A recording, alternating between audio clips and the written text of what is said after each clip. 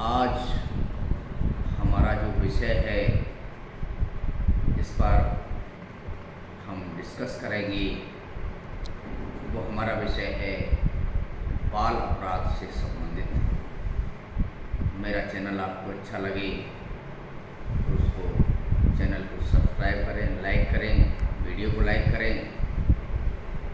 तो ऐसी स्थिति में हमारे यहाँ जो बाल अपराध है, जो छोटे छोटे बच्चे हैं, चंचल प्रवृत्ति के हैं, जिनमें अनुभव की कमी है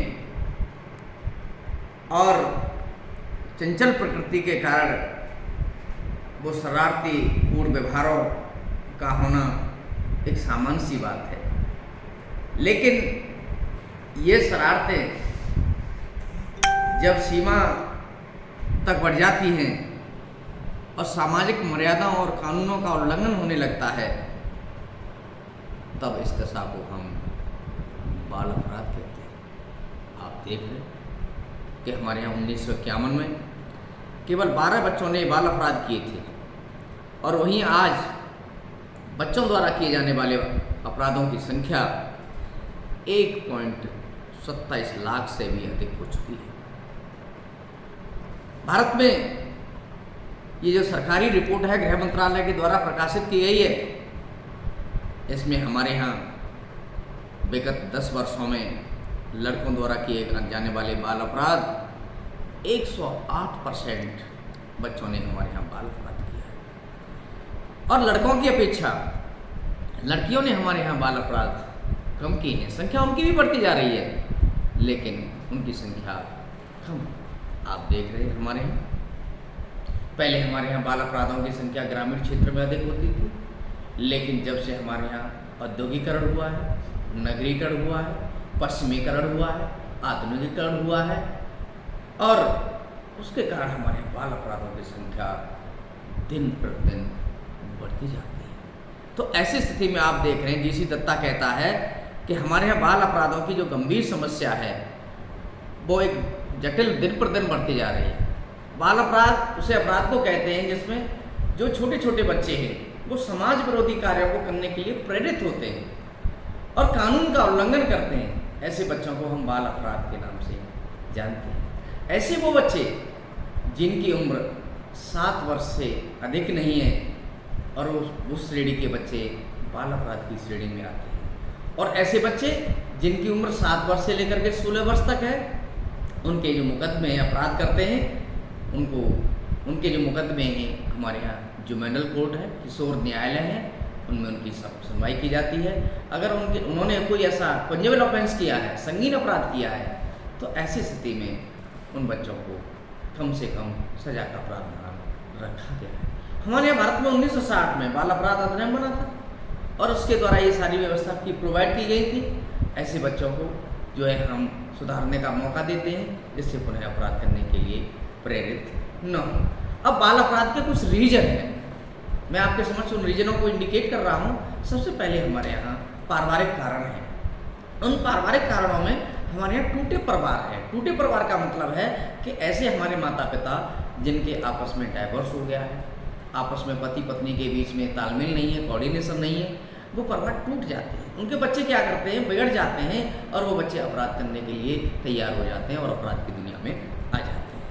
दूसरा, हमारे अर्धनष्ट परिवार। अर्धनष्ट परिवार ऐसे परिवार होते हैं जिनमें माता पिता उन बच्चों की देखभाल नहीं करते और वो माता पिता जो हैं उन बच्चों पर उनका कोई कंट्रोल नहीं रहता, वो अपने कार्यों में व्यस्त रहते हैं, तो बच्चे को वही अपराध करने के लिए प्रेरित हो जाते हैं। तीसरा रीजन है हमारे यहाँ माता पिता का दुर्व्यवहार। हमारे यहाँ माता पिता जिनके सौतेली माता है, सौतेले पिता हैं, वो बच्चों से दुर्व्यवहार करते हैं, तो ऐसी स्थिति में वो बच्चे भी बिगड़ जाते हैं और बुरी संगति में पड़ जाते हैं और वो अपराध के लिए प्रेरित होते हैं।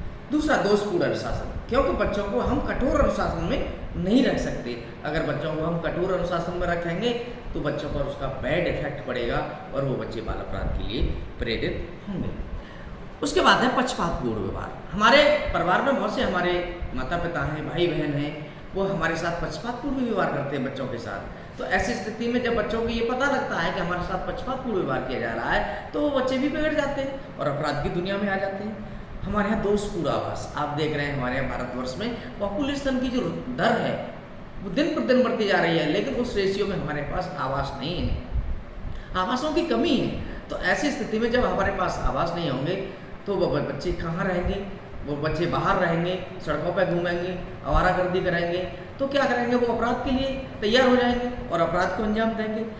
बच्चों का तिरस्कार, जिस परिवार में बच्चों का तिरस्कार किया जाता है, बच्चों को सम्मान नहीं मिलता, बच्चों के साथ दुर्व्यवहार किया जाता है, वो बच्चे भी बिगड़ जाते हैं, और बच्चे जब बिगड़ जाते हैं तो वो भी अपराध को अंजाम देते हैं। हमारे यहाँ एक और रीजन है, सबसे बुरा कारण है हमारे यहाँ बुरा पड़ोस का होना है, क्योंकि हमारा जो सोशलाइजेशन होता है बच्चों का, सामाजिकरण की जो प्रक्रिया है वो सबसे पहले पड़ोस से होती है। पहले परिवार से तो होती है, लेकिन पड़ोस से भी होती है। जब हमारा पड़ोस अच्छा नहीं होगा, पड़ोस के व्यक्ति खराब होंगे, पड़ोस के व्यक्तियों में जो है उनकी आदतें खराब होंगी, जहाँ बीड़ी सिगरेट है, पान तंबाकू है, चोरी है, डकैती, हत्या है, लूटपाट करने की आदत होगी, तो उन बच्चों पर भी प्रभाव पड़ेगा। वो बच्चे भी उस संगति में पड़ जाते हैं और वो भी अब बाल अपराध के लिए प्रेरित हो जाते हैं। अब कुछ मानसिक कारण के बारे में मैं आपको बताऊंगा। कुछ बच्चे ऐसे होते हैं जो मानसिक अस्थिरता होती है उनमें, वो मेंटली डिस्टर्ब रहते हैं और सही तरह से अपने को डिसाइड नहीं कर पाते हम क्या करें कैसे नहीं करें।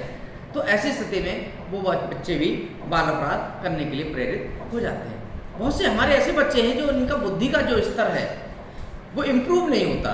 जब बच्चों में बुद्धि का स्तर इम्प्रूव नहीं होगा तो क्या होगा कि वो बच्चे भी अपराध की दुनिया में चले जाएंगे और अपराध को अंजाम देंगे। दूसरा हमारे पास है दोषपूर्ण संगति। हमारी संगति का होना अच्छा बहुत ज़रूरी है। जब हमारी दोषपूर्ण संगति होगी तो अच्छी संगति होगी तो हम अच्छा व्यवहार करेंगे, अच्छा कार्य करेंगे। तो ऐसी स्थिति में संगति का अच्छा होना भी बहुत आवश्यक है। तो ऐसी स्थिति में आप देख रहे हैं कि हमारे यहाँ जो अपराध है, बाल अपराध है, इसका जो रेशियो है वो दिन प्रतिदिन बढ़ता जा रहा है, जिसके कारण बच्चे जो है उन पर बैड इफेक्ट पड़ता है, दुर्व्यवहार पड़ता है, बच्चे जो है गलत संगत में पड़ जाते हैं, बच्चे जो है अपराध को अंजाम देते हैं। कहीं कहीं हमें ये भी देखने को मिलता है ट्रेनों में, बसों में, बस स्टैंड पर, रेलवे स्टेशन पर, कि बच्चों को किसी गिरोह के द्वारा पकड़ लिए जाते हैं, तो गिरोह के द्वारा भी उनको इस तरह की चीज़ें सिखाई जाती हैं, चोरी करना, जेब काटना। तो ऐसी स्थिति में वो बच्चे भी अपराध करने के लिए तैयार हो जाते हैं। Thank you. ओके।